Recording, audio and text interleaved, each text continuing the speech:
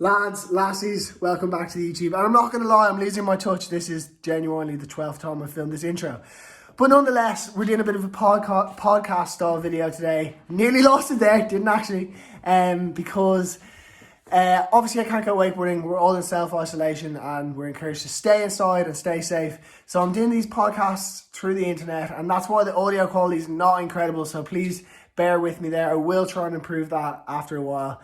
But yeah, really interesting guest today, Shaun Murray. Obviously, such an important and valuable person in wakeboarding, and to have him sit down for like over an hour and just chat about how things have changed over like the last 25 or 30 years of his career. And even got to talk about the game. Like, I don't know if any of you remember the PlayStation 2 game. But nonetheless, I hope you enjoy it. I would love to know any other guests you want to have on this. I have Hardy Clifford lined up for tomorrow, so that'll be out in another couple of days. And yeah, I'm open to basically anyone in anything. So enjoy it, and I'll see you at the end. All We're right. live. Hey, okay. Hey, want to see something that's kind of cool? This is a new addition to my office. You ready? This is my office chair. That is nice. That's pretty sick, right? Nice. Hold on a Yeah, sec. that's so good. Oh wow, yeah. Did you take This is that out of a boat? Yeah, this is out of a boat. This is out of You're not wearing any shorts. camo. Totally flashing my blue and camo. Yeah. Hey, so Dave, thank you.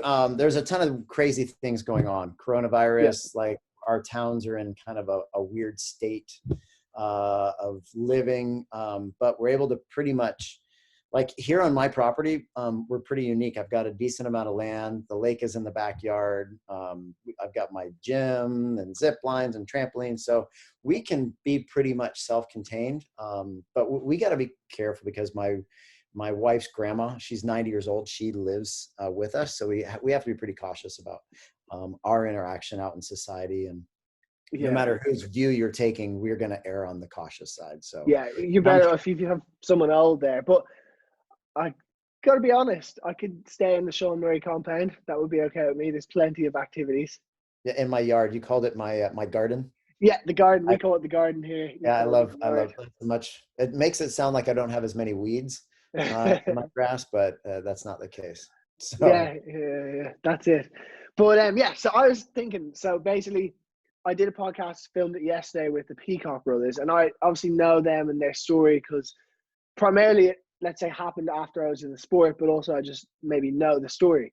And then I saw one of the comments was like, it's so nice to hear how they got into it and then how they transitioned from being your average Joes to being pro wakeboarders and making it their full-time job. And then it got me thinking when I was writing some notes for today to talk, like I have Shaun Murray here on the other end. I have to ask some good questions. And then I thought, I don't even know what Shaun Murray's thing is. And like, no offense, but it was like that long ago. It was way probably even before I was born that it all happened. So like I literally just am kind of oblivious to it. And so for me, but also I think a lot of people would be fascinated to hear what it is that where did Shaun Murray come from? Dave, I am kind of old. We're in March. Next month, I'm going to be 44. So how much time do you have? Yeah, I've got some time. I'm in no rush. I'm in quarantine. It's kind of interesting because depending on like, I'll try to keep it brief, but just to give you an idea of like, how did water sports enter my life? And how did I get to today with the most condensed version? Number one, like being a pro wakeboarder wasn't something that I grew up thinking I was going to do that. First off, I was born in Southern California, middle of three brothers. So sorry, ringer's off. That's okay. And kept happening Liam yesterday. Tinder kept popping down for him. Sorry, go on. So middle of three brothers.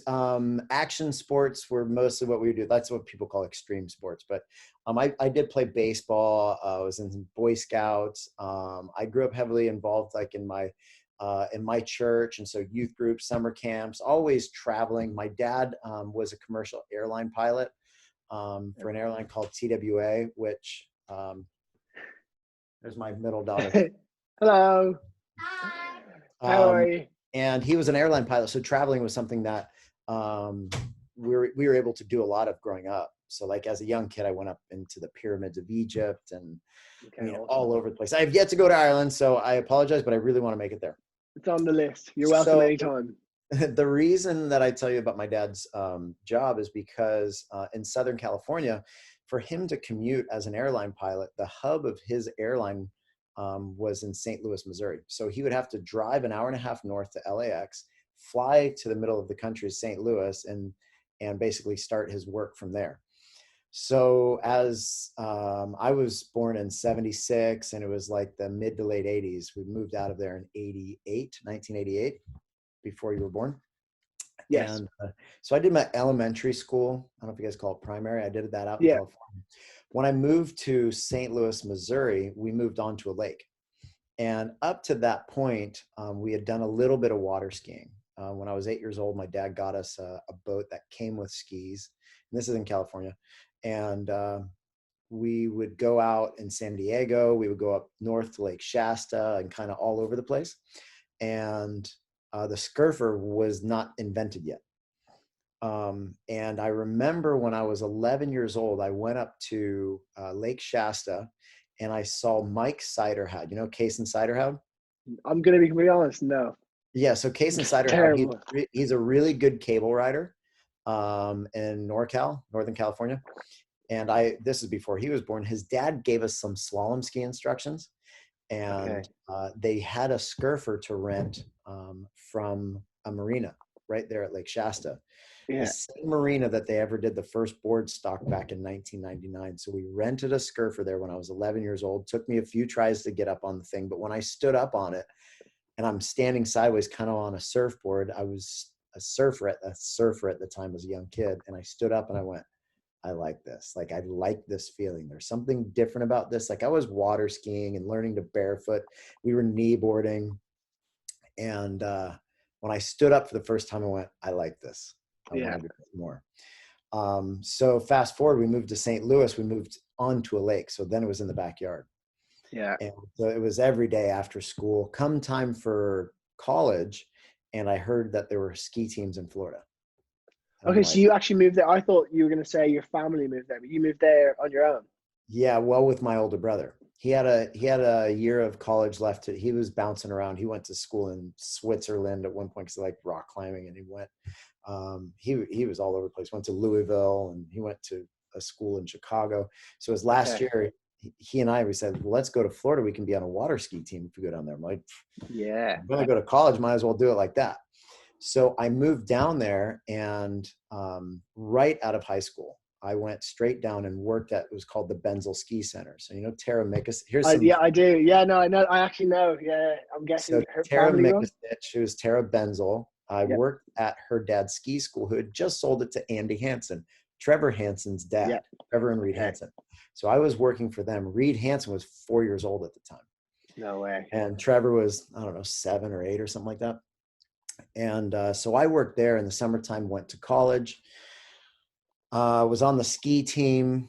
I was the first person in college to ride a ski board at the time, not a wakeboard. They called it a ski board instead of my trick ski, because we read in the rules that if your trick ski is 1/3 as wide as it is long, you can compete. Yes. So my coach called me into the office. He goes, hey, check this out. He goes, next competition, ride your wakeboard. I was like, all right. Made a bunch of people mad. Still rode it. So you technically were the first ever wakeboard competitor ever at college. Yeah. At college. So were they running wakeboard events at that time separately? The pro tour. It was going at that time. Yeah. It was just starting.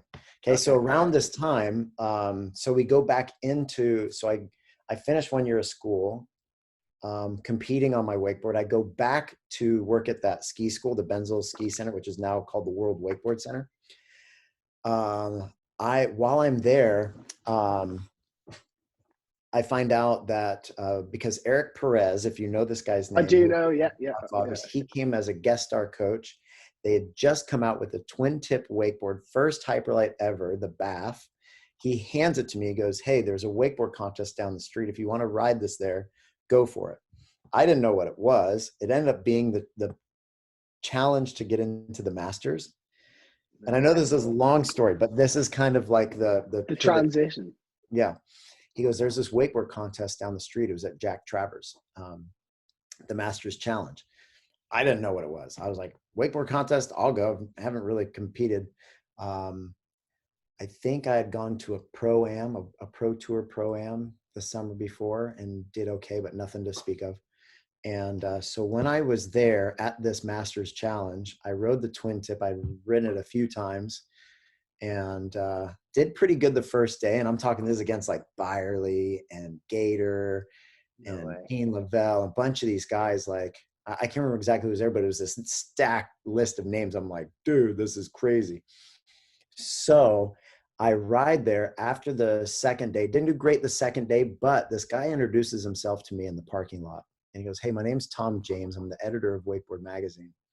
Uh, so what it, I don't exactly remember. He goes, either way, I'm at Tom James, editor of Wakeboard Magazine. You're good. You should go ride on the tour. And I'm like, I don't like, what am I supposed to do with that? I go over to my dad who's walking away. We're in the parking lot. I go, Dad, this guy just said should compete on the pro tour. And so we started to research it. And you don't go look stuff up online. You have to like call phone numbers and stuff like that. Yeah, This is in 1995. 95. So I was 2 at this point. Okay. So we find out there's more than a handful of pro tours around the country. Being that my dad had some flight privileges, he and I traveled around, got rental cars, hotels, and we went for it. And had so many close calls. My dad was starting to get kind of upset because he was taking it personally that they weren't scoring me higher. Finally go to Portland that year, make it all the way into the finals, and I got, I don't know, third, second, No either way. way. That's sick. Like, he like the results were good, and that's it was good enough that I remember being introduced to everyone at Hyperlight, Paul O'Brien, Herb O'Brien, Brian Gardner, like all of these guys standing up. I could tell you the exact spot. It was near the parking lot at this, near these restrooms, and they introduced themselves and they go, hey, we'd like to bring you up to Seattle and have you sign a contract if you want. No way. Oh, come on, like this is crazy. The Wow. next week I was in Seattle. I signed a contract with them and I blew it at that tour stop. There was a tour stop following right after that. I signed the contract. I blew. I was like, well, at least I signed the contract. I'm in. Yeah. So summer of 95 is when I first signed with them. So this is 25 years that I've been with them. That's why Wow. my different boards back there. Well, I've been in your garage, as you call it, the garage, and you've got all the old That's stuff. year one is 97, and then 25 is there. Sick.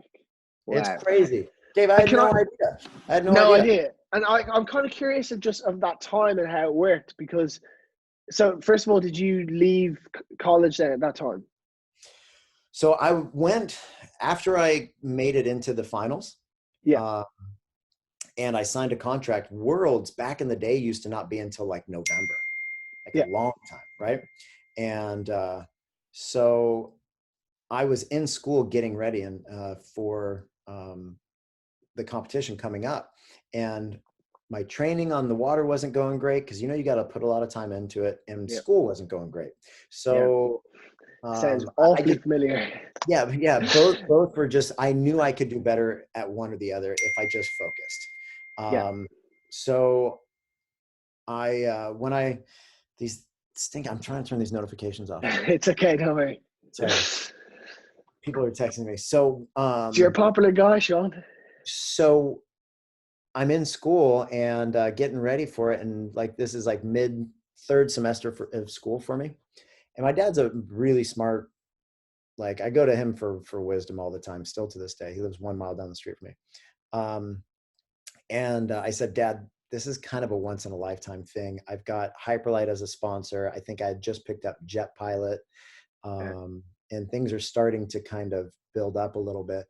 And I go, this is once in a lifetime. I got to do one or the other. He goes, I agree with you, but we're going to write some goals down. And here's the key, and the thing that I want to tell everybody out there.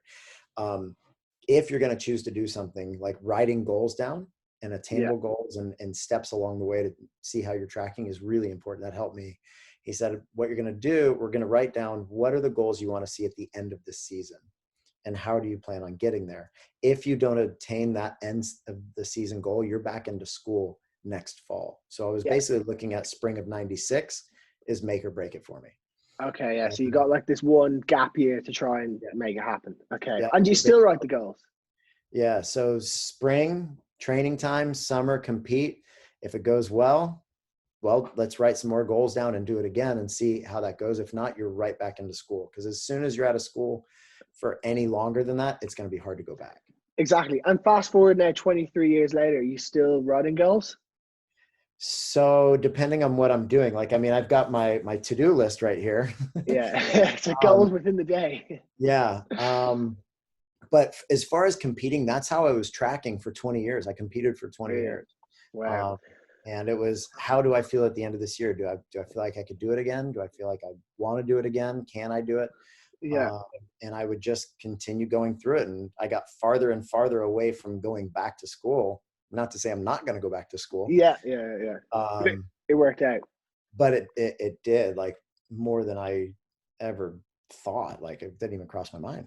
Yeah. And then, so see, like, I'm just interested to know how, or kind of more curious, how did it work then? Because now, for example, if let's say that same meeting happened with Hyperlight or O'Brien or any brand, even if it's a boat or whatever, it wouldn't be enough to be like, right, I'm going to do the tour, or like, you know what I mean? The contracts, obviously, like, wakeboarding's changed, and you've been there the whole time as a profession, and how it's changed drastically. And like at that time, like pre-social media, and I'm guessing that was early days, were they investing in athletes for you to be like, right, this is sustainable to go out and become a pro wakeboarder? Or was it a difficult kind of transition to make? That's obviously a tough conversation, because so many people have this view of what they think professional athletes make, what they think professional wakeboarders make. You know, we have these boats that are $100,000 plus.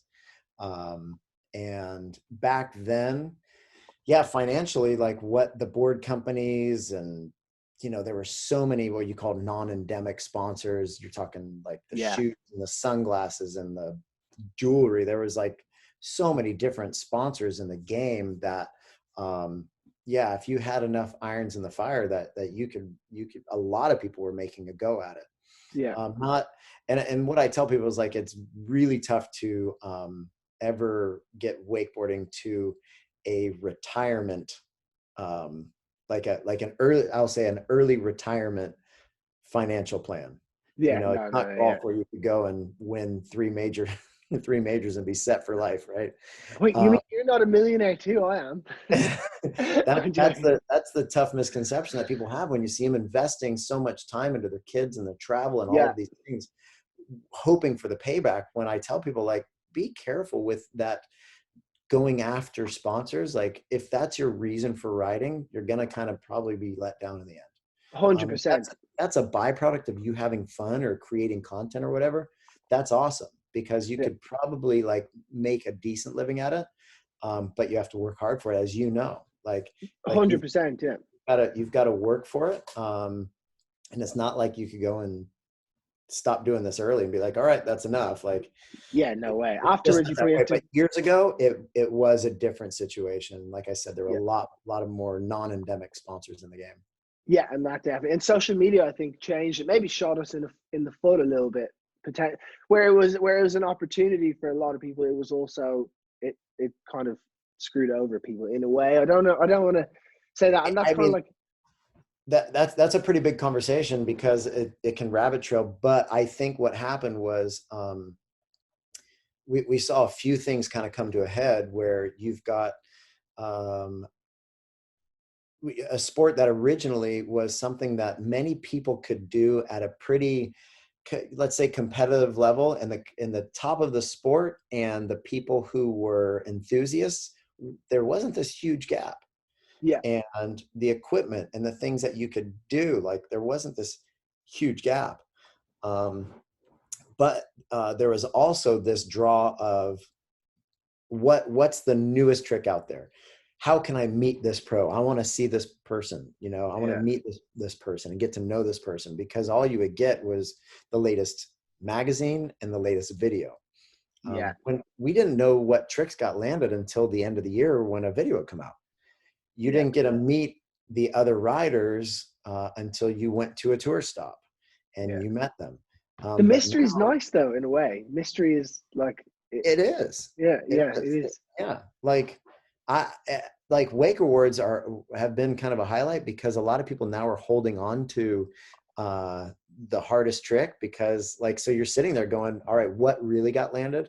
Because a Yeah. lot of people are not going to not publish it. But Even between each other, like some tricks people are like telling each other about because where it gets out, particularly at cables.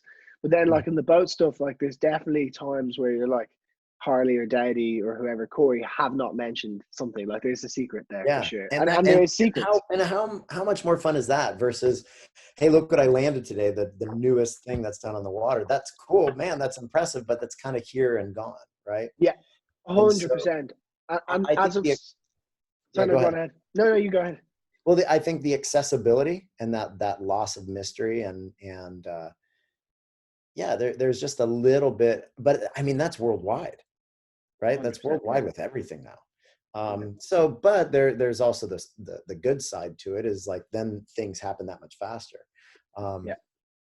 But I don't know. I mean, there's so many different directions to go in that conversation. But Yeah, and I mean, you've seen it all from like you've seen that transition, and obviously you've been very good at getting on top of that transition with like Instagram, and obviously you've got YouTube and everything, and like that's pretty good because obviously so many people can shell up from that, and did probably to be, and not just in wakeboarding, but in a lot of sports, kind of neglected social media as like this, nah, that's like below me type thing, yeah, and I, you embraced it instead. I think that so many not so many, a few louder voices kind of tried to give this negative stigma to social media in the same way that some people say that a selfie is negative, right? Yeah. It's like self gratification, the self glorifying thing. When for me to say that social media is bad would be super hypocritical because it has been like my go-to of how I can stay connected with people. Oh, To let them know, absolutely. Particularly at the moment, when we're all sitting at home. Like right now, for example, we're having a conversation. You're 5,000 miles away.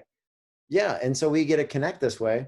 And what I am really starting to enjoy is rather than going and what I've done for years, like, hey, here's the best, like my wakeboard video section, right? For years, it was what line of hammers can I put together?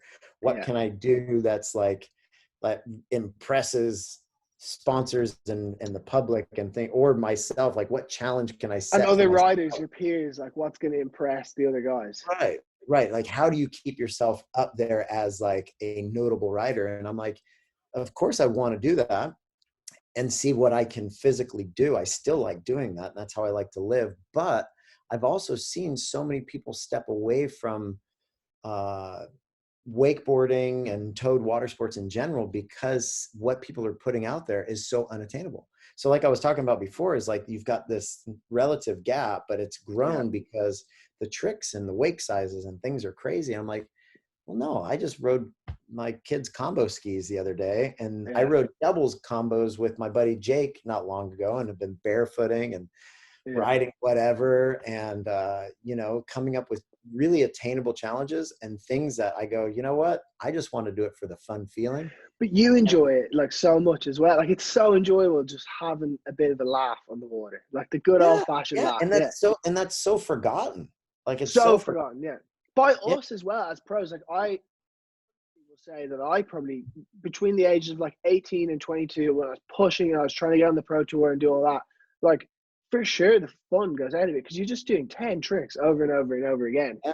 And then maybe you might learn like a couple tricks a year and you just like be like, and you forget about it. And YouTube for me, and I'll openly say I initially like probably the interest in it was like when I was messing once, like often we just film. I think one of the first ones of messing was I did like a dock start one where I'd been riding all day at the cable, filming actual like proper content.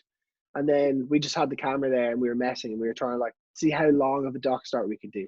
And then that's like one of my most viewed videos. And it's just because that was the real, like we were just like the sun is nearly setting in it.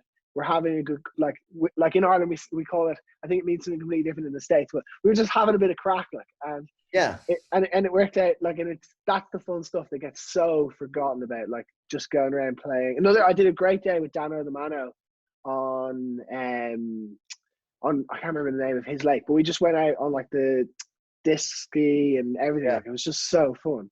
Yeah, and that's not always going to come across as like good content for people to watch, but I think we see so much of what we do through the filter of how will people like this? Can I create something cool from this rather than I'm going to go have fun? We can film it Mm. and let's see what happens. The one of the videos for me that got good legs was when I good legs means it did well. I know, yeah, I'm picking up what you're putting But down. is when I wanted to see if I could slalom ski, wakeboard, then surf without stopping. But I wanted to Yes. do it behind one of our multi-sport boats that Nautique has. And I didn't have one. So I was like, at the time. And so I was like, you know what? I'm just going to see if I can actually do this behind my boat.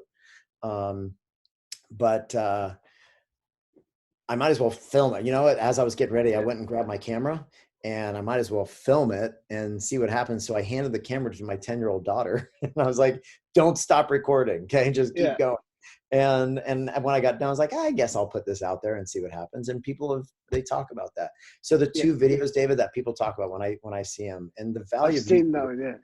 is great. The ones that people talk about is that that's multi thing. I did ski, wakeboard, then surf. The other is riding doubles with you. I know, that's the same That's for what me. everybody talks about is riding doubles with you. Do you know, I swear on my life, this has happened on at least 4 or 5 occasions. People have said to me, oh, you do YouTube, that's so cool. I actually watched a really funny video of some guy wakeboarding with Shaun Murray. It was really cool. And I was like, cool. That was me. But yeah, that day was like so fun, if you recall. Like it was. Oh, it like, was great, man. We And just had. Yeah. it was genuine fun. It was genuine fun. I love how, like, I really like how you ride and your board control and I mean, it's not meant to fluff you, but it's to encourage you, like, keep doing what you're doing, because I like watching you ride it and all the different styles that you ride. Because sometimes, you know, you're competitively riding, sometimes you're just free riding, sometimes you're doing a challenge, whatever it may be. Yeah. But like your board control is really good, and you genuinely look like you enjoy it. Yeah. And No, people I say, hate it actually. when people say like, man, it looks like you guys are having a great time, we really were. Like it was Yeah. a lot of fun, just because I felt like it was just like we were clicking out there and it was a lot of fun. Completely. And there was a lot of like, we did a lot of kind of similar stuff, and we were like fully, quite literally bouncing off each other and just like playing. Like it was really good. And that's kind of, sorry, go on ahead. Do you remember when I came out to ODub and we wore the helmets and rode? I was gonna say, yeah, that was such a fun video as well. I know it was really fun, but I'm sitting on it because like it's decent how like we almost have it like finished, but we just never put it out. And I was like, this doesn't do it justice of what it could be. Yeah. So to be continued on that one. To be continued. But that was just such a fun 2 hours on the cable. That was kind of unexpected, because if I recall, I just rocked up and you were there. Yes. We didn't plan that. Like, yeah, No. that's what it's about. Like, and I even remember that years ago, actually, Nick Davies was awesome for that. I rocked up to OWC one day and I'd met him once a couple like months beforehand, like very briefly. And he just like kind of pulled me out and he was like, follow me and we'll just copy each other. And like, I obviously was so bad compared to Nick Davies. But I was like, man, this is so fun. Like it was very similar. Like it was at OWC, very similar situation to you and I, just doing laps, chasing each other. And that's the cool thing. But that's what I want to know. That's the best way. How have you sustained 25 years of not getting bored? Like that, have you ever been like, have you ever taken, like, other than injury, have you taken a break away from it? Or has there ever been like times where you're just not amped to ride? Yeah, I'd say number one, if you think about it in life, it's all about kind of rhythm and pace. And I compare it to picking out your favorite candy. When you go to the movies, you pick out your favorite candy, you're eating it, and halfway through it makes you sick and you take a break from it. And by the end of the movie, you're walking out, you're like, oh, I'm snacking on it again. And so it's kind of like, whatever it is, you've got to have a decent pace. But there's a lot of things that if you step away from something, say you stop going to the gym or you stop running or whatever it may be, the less you do it, the less you want to do it. right? So if you've stepped away from wakeboarding for a big break, Yeah. sometimes you'll be jonesing for it, and sometimes you're like, and it doesn't have to be wakeboarding, it can be whatever. You just be Yeah. like, and then you go do it, and you're like, all right, that kind of lit the fire for me, and so I want to do it more, and that can happen with all sorts of different things. So I definitely have had a decent rhythm and stepped away from it at times. Before I had kids, I would go, and I moved up to Tahoe for the winter for like a couple months one time, and I would just snowboard all day, or the days I felt like it. A couple different years I went out to Hawaii and would live over in Kauai for a month. No way. Sick. Doesn't happen with kids so much anymore. Yeah. But yeah, so much of it is finding ways to keep something new and fresh. And I think that's been fun for me with like YouTube, is that I get to kind of think about a little bit more creative, like, well, what could I do differently? Like, what would be kind of fun to do?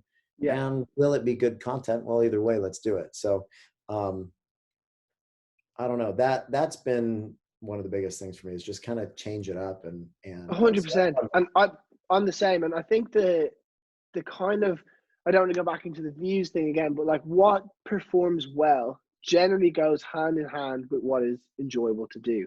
And so if you're creatively and actively trying to think creatively about what could be fun and what could do quite well online, it actually opens your brain to like, I don't know, like doing silly stuff on a way, like doing stuff that you wouldn't normally do, and it changes it, mixes it up. And for me, I've actually found that has like, often it will give it a new lease of life, where like, even if I'm at the cable park or on the boat and I'm doing those same tricks all the time, and then you take this challenge, like, I don't know, wakeboarding on a snowboard or whatever, and then you just kind of get into that and you're enjoying that. And it kind of just, or like, I'm sure the day that you rode was it 5 different things in the day? You transitioned from skiing to 3 things. Yeah, 3. 3 things. Sorry, Gotta still do the 5. do the 5. Okay, yeah, but like, yeah, you're enjoying doing that, and obviously, so it keeps it interesting and fun for you, and then obviously people like it too. But yeah, I have a question for you. Because like right now, especially, I don't have other people around here that are my family. Who films for you? So right now I'm handing my camera to my family. Yeah, so it's that's generally like, I'm very fortunate, and you'll probably find this as well. Wherever you go, people are quite up for helping. So like, generally speaking, in the boat, it's a lot easier because there's usually someone sitting in the boat, and often it will just be a punter in the boat who I'll be like, hey, I'm so sorry, but is there any chance? And I have my camera all set on automatic. I'm like, could you just film this? It doesn't matter if it's not perfect quality. 90% of the time, there's a couple clips missing. It's always when I've like done a good trick. But yeah, like, and how often like the focus is off and like, or like blown out? Yeah, it happens. Like, yeah, but you can't, because it's YouTube. You're not creating. If you're filming a proper edit or whatever, that's fine. Like, understandable. But I never get annoyed about it. But generally, yeah, just friends, a random person. I have worked with filmers. My plan this year is to hopefully have a filmer for most of the summer, but we'll see how that goes. I don't know. Just to, because I'm doing some other stuff now as well, so just to lighten the load, because I'm spending in the busy times in the summer, I could be in front of the laptop for like 6, 7, 8 hours a day. If you're doing, because I do other video stuff as well, and then I'm doing, let's say, YouTube videos, and then emails or whatever else it is. Like, you know yourself, there's more to wakeboarding than just wakeboarding. And so like, being a professional wakeboarder, I tell people that on the water is not much time. No, exactly. That's it. It's like 20% wakeboarding and then like 80% learning all the other stuff. But a lot of wakeboarding. But hey, if things clear up, you gotta take your I want you to come out here and spend a few days here on property. Come stay with me. I'd love to. This isn't me signing out. This is me just remembering to. No, I will. I was supposed to come out on the 14th, but I don't think that's going to happen, of April. Yeah, that's not happening. For 2 weeks. Yeah, no, that's not happening. Which ironically, that flight's cursed, because I was supposed to come out to Surf Expo on that flight, and then Surf Expo are cancelled, so I changed the flight, and then I'm going to have to change it again. But yeah, another thing I had in my mind, and it was actually just one of my friends, he's staying with me during the kind of like isolation period or whatever, and I was telling him, hey, so this is like one of my friends who's done a lot of filming but also drove the boat when I was like a kid, like really young. And I was telling him that I was going on the phone with you, and he'd be out of touch with wakeboarding, and he was like, oh, remember the game, like remember the Shaun Murray wakeboard game? And I was like, I must ask him about that. How did that even happen? Um, Kind of a funny story, and I'll try to make it quick. But the guy who worked for Activision, that's the company that started Tony Hawk's game, Yeah, happened to come out to OWC one day, and I didn't know he was there. I was out on the water, and I had my dog with me at the time, and I took my dog on my wakeboard down the lake and back. I think on the yeah. boat side, and maybe on the cable. I don't remember. But he came up and he was like, "Hey, that was amazing." Somebody, I think he was into water skiing and he knew about me, but that caught his attention. No way, And that's so sick. that was the first conversation I had with Activision, and they started the process of making the game. The short version of the story with the game is that it turned into a pretty big thing because originally it was going to be just on the computer, like a PC game. And then it got pushed up to PS2 and Xbox. And so at that time, it was Tony Hawk's Pro Skater, Matt Hoffman BMX, Van Hoffman Ellie VMX, yeah. Slater Surfer, Travis Pastrana Moto, Sean Palmer snowboarding. Okay, so at the Yeah, time, Sean Paul's nobody, yeah. and then Shaun Murray. I'm like I don't belong here. I'm sitting at an autograph table at E3. That's the video game expo that's out in LA. That's like massive thing. And I'm sitting at a table looking down the line, and it's Travis Pastrana, Kelly Yeah. Slater, Tony Hawk, and like I'm hanging out with these guys, going to lunch with them, and like I'm like I don't belong here. Like this But is you crazy. do, definitely. Like, I think anyone listening or watching this will be like 100% like that if anyone's name is on that. But like, it must have been crazy. And like, Yeah, it was a long process. The company who built it was out in San Francisco, and I went out to their headquarters, and they did the 3D model of us. did they? Because But, I've seen them but do we it for didn't. skating. But we didn't get to wear basically the motion sensing balls that they do motion capture. For that Yeah. kind of stuff, you have to be in a closed, confined, non-moving space. So for wakeboarding, they couldn't do that. They actually had to create our wire frame skeleton, wrap the photos of us around those, of the different characters. And then for each trick, they had to frame by frame adjust every bit of it, every part of like every joint, manipulate it. And so it actually ended up taking a really long time to make the game. No way, wow. And yeah, it was just like it was a great game. I used to play that all the time. Quite Yeah. unrealistic, but a great game. Yeah, but that's the thing is there were so many people at the time, they're like, this is so unrealistic. I go, play any other video Ye- game right now. And Tony Hawk does not grind on telephone wires. yeah, no, exactly. I was joking by the way. I wasn't actually criticizing it. But yeah, no, it was like No, but I everyone know, but else is playing that video. was one of the things. But there were a couple tricks that I had not done in real life until I saw them on the game, namely the tail glide. When I saw the game, I go, that looks kind of cool. And so I started doing tricks that I saw come out in the game. No way. And who gave them the trick list as such? We went back and forth on it. So I actually had this like special PS2 that could play burn games. And so they Ah, would send me versions of it. And at the time, this is before I had kids, I was playing a lot of video games anyways. I was playing Halo and also yeah. ATV, Off-Road Fury, all these things. I played since Super Mario Brothers back in the day. So when I had the opportunity to be in a game, I was like, heck yeah. Yeah, definitely. I That's played insane. it a ton before it ever came out and hit the shelves.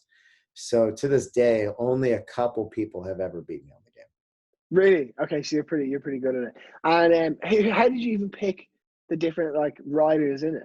Like, was it just the top Um, people in the pro tour, or was it? so there was, it was kind of a mix of different people. There was it was like people who were high profile in the sport is what they wanted, and some of those people were hanging out with me, and I wanted to have a kind of a mix of competitors and free riders. And Yeah, so you had Parks, Tara Hamilton, yeah, I remember. Dallas Yeah, Friday, Darren Shapiro, Kobe Mikasic. He was always at the top of like free riding. Colin Wright was a big free rider at the time. yes, yep. Um, and I think that was the list. Gosh, I hope I'm not forgetting I anybody. can't remember. I hadn't actually heard Colin Wright in a while, and you just reminded me of him. Yeah, it's mad. It's Yeah, cool. yeah, Pretty insane, actually.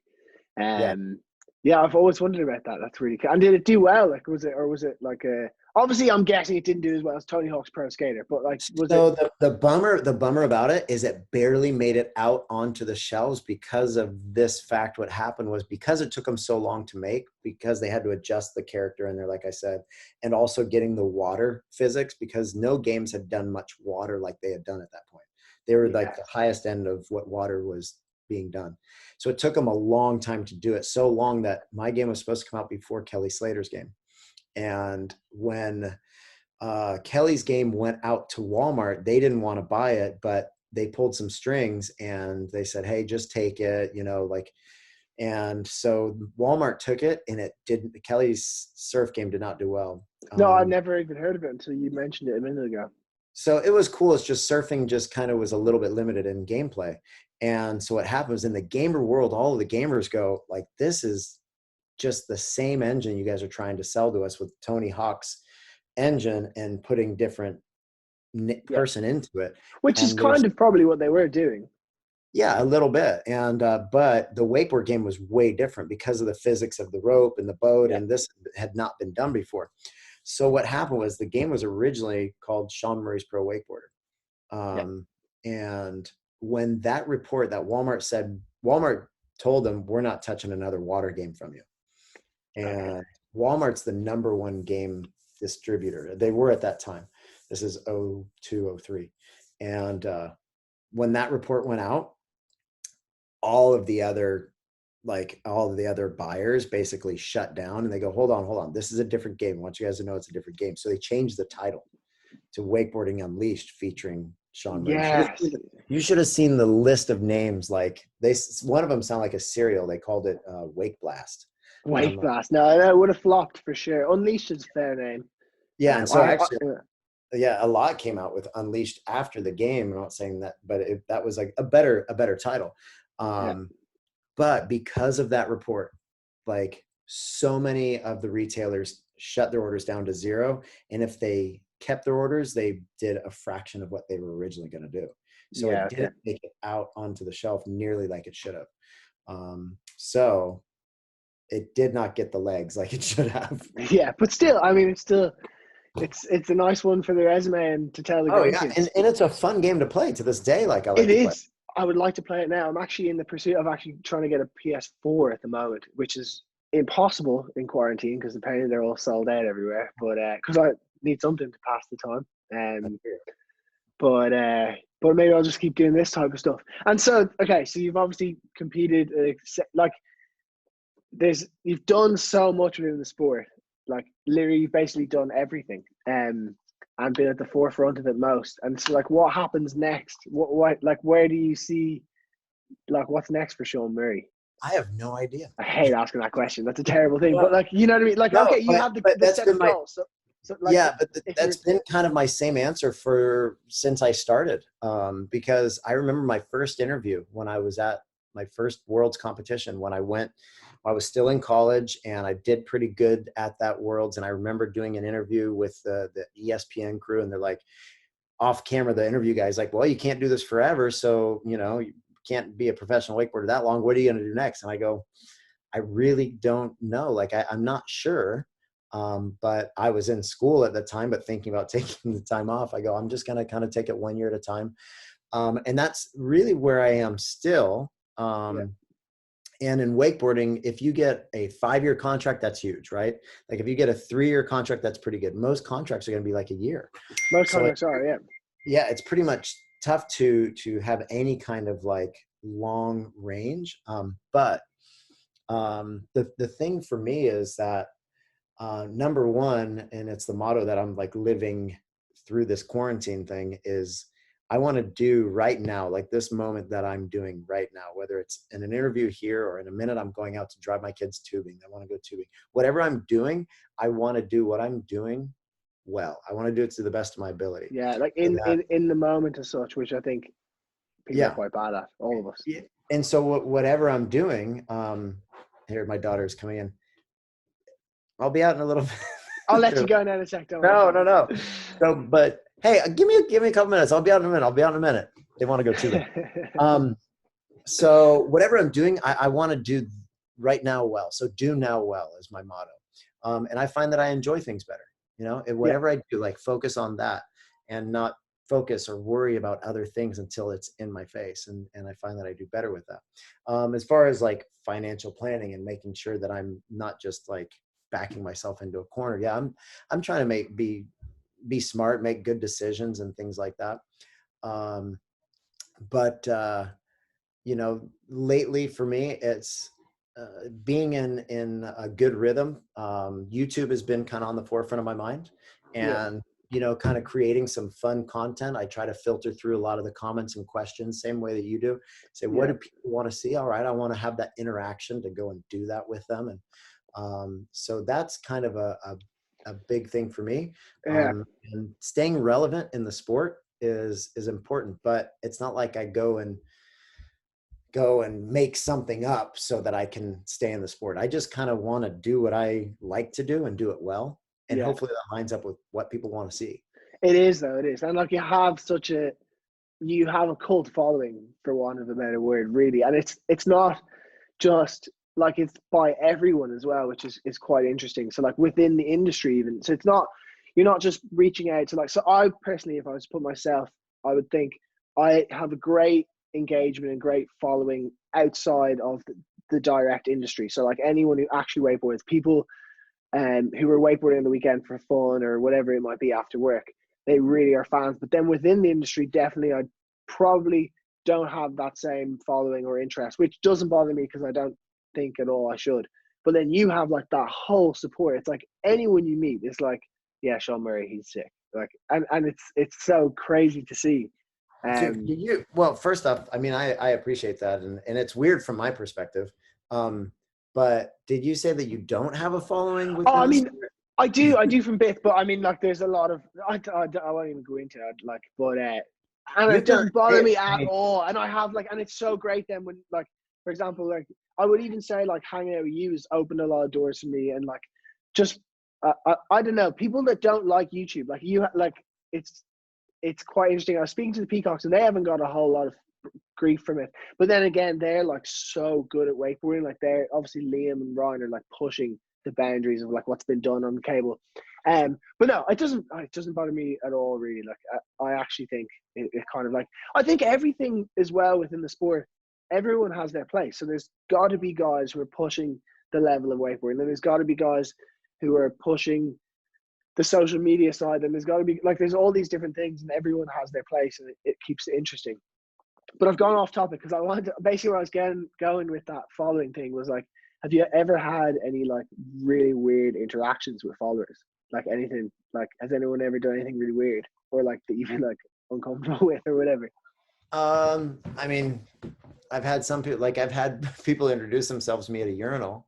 Have you ever had that? No, never. No, I don't really have any weird ones.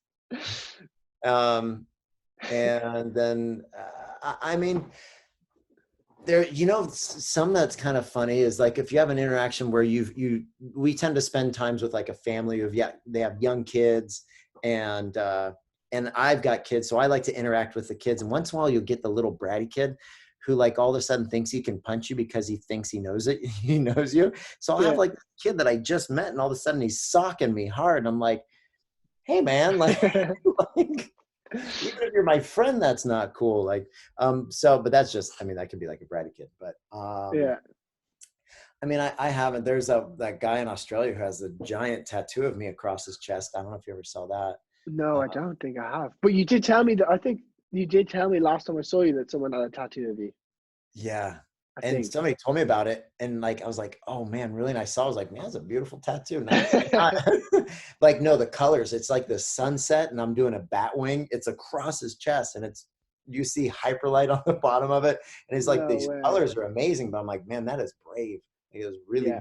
really brave. Wow, that's insane. But I guess like it makes sense if you're into tattoos as well. Like I don't have any tattoos, but if I had some, I'd definitely have something wakeboarding on me. Yeah, I don't have any tattoos.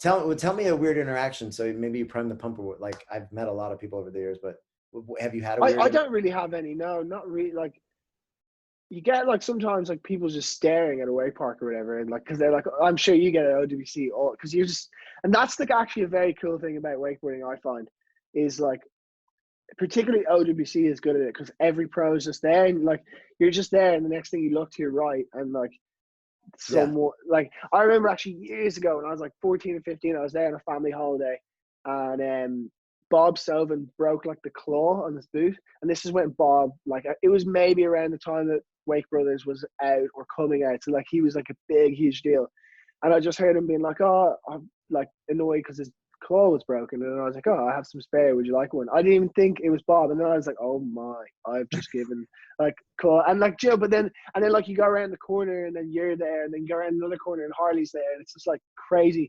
And sorry, that where I'm getting at was wakeboarding is so accessible. Like the pros are so accessible to like anyone, really. Yeah. Yeah, and that's the cool thing is like nearly every pro rider out there is going to be an approachable person because it's a social sport. I mean, not that other sports aren't, but generally everybody's gets along pretty well. I do have those moments where, like, say I'm at a boat show or at a cable park or on a marina or like wherever, and I see somebody kind of standing back where I can see that they like may recognize me, but they're kind of standoffish. So I'll go and approach them and just be like, you know, kind of give them opportunity, like just to strike up a conversation. But it's bit me in the butt sometimes. Oh, because they're not there. Like, yeah, and like I think I'm reading the situation. I'm like, hey, you know, and they're like, no. I'm like, No, that's cool. That's cool. this is awkward.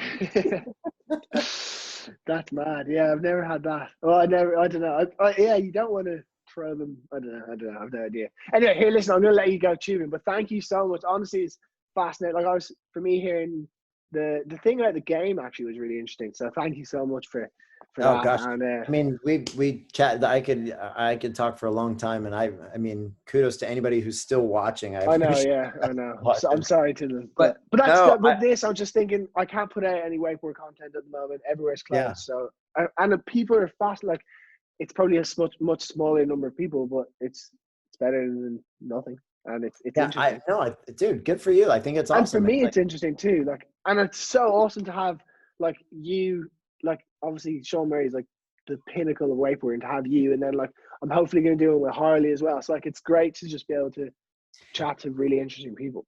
Here's a fun thing to do. To kind of speaking of that, so the next time you're with, and I'm talking to everybody out there and talking to you, Dave, like the next time you're with, say just people that you think you know, play this game called Getting to Know You. And you really only can do like one or two people in, say, an evening of hanging out, because what you think will take 5 minutes will take you 40 minutes.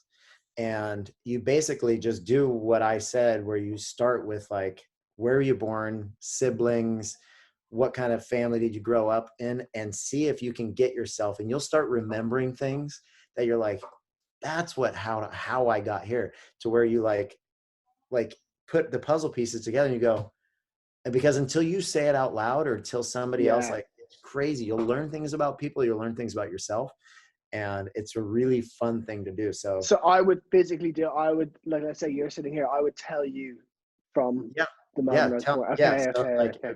Yeah, or you said you've got a buddy living with you. Have him like, he'll probably learn things you didn't know about him. Just say, tell me about you. Start, where were you born? Like, it would be really. I'm gonna try it. Don't just skip over. It's pretty interesting. Yeah. Okay, we'll do. Yeah, that would take ages, I think, if you think about it. Yeah. Yeah, interesting. It is. Yeah, it's mad. And I'm sure. Yeah, like if you look back, and they always say it's so easy to connect the dots looking backwards, but it is like.